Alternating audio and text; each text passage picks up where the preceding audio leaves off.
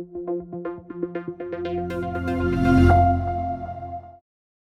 wanted to reflect today on some of the situations going on out west. No, we're not talking about the riots and demonstrations. We're talking about the wildfires.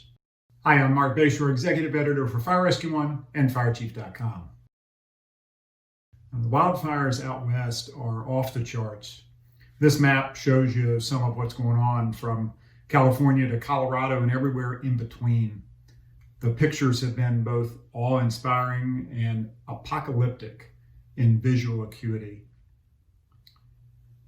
This morning I received unsolicited contact through Facebook Messenger from a friend of mine on Facebook. Not somebody that I have association with, but somebody that's been following me and what I do for quite a while. And I wanted to read you what she asked me. Really does put everything into perspective. She said, "I'm not sure where you are at the moment, but I need your help making a decision. I'm living in Klamath Falls, Oregon. As you know, everything is burning. We can't leave the area north, south, or west. There is one road left out of the Klamath Basin, and that's 140 East. Until tonight, the fires were being held back, but are now shifting east towards 140. We are a small area. I don't know who's in charge of deciding to evacuate. Almost all of the fire apparatus and responders are away fighting the fires. I feel very vulnerable. If we are to leave now, we can get out via 140 and then catch 395 south to Susanville, California. Should we go now? My gut says yes." You know, at first I didn't even know how to respond to that other than the obvious, to go. You think, my God, aren't the authorities doing what they should be doing to order evacuations? Yeah, I'm sure the authorities are doing what they need to be doing. And number one is about that life safety. But if you look back at that map, it's got to be nearly impossible to make sure that they've covered everyone everywhere. Although that's our mission. It's got to be nearly impossible. She went on to say, "The smoke is heavy here and ash is falling.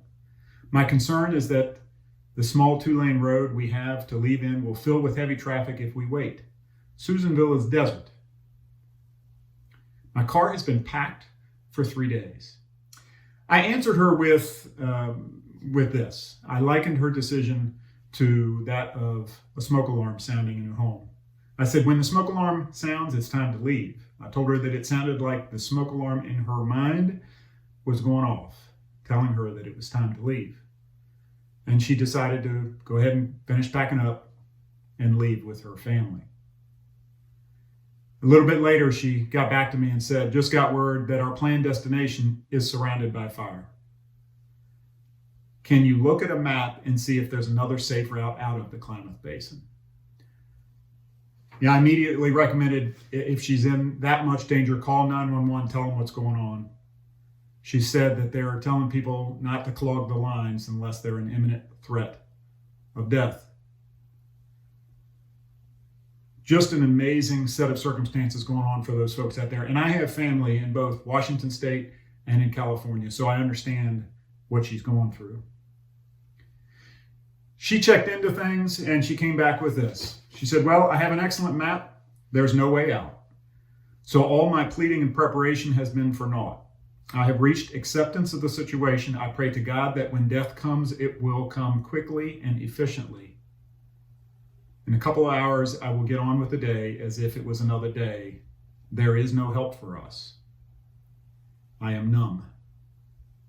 And she went on to quote Dr. Seuss, who said, "Start with plan A and continue until you get to plan Z."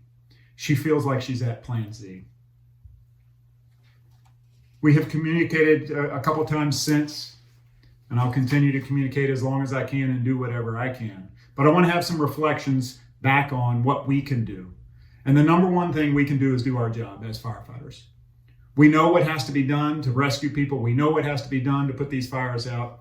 And ultimately, that's our mission. That's our job. Here on Fire Rescue One, we've covered these fires extensively. A couple of them, just to name a couple of them, is the firefighter in California who saved his own house with water bottles and buckets of water. the Texas firefighter who was killed in a vehicle accident while fighting the Mendocino National Forest fire. You remember Mendocino Complex 2018? You remember that fire? I'm sure you do.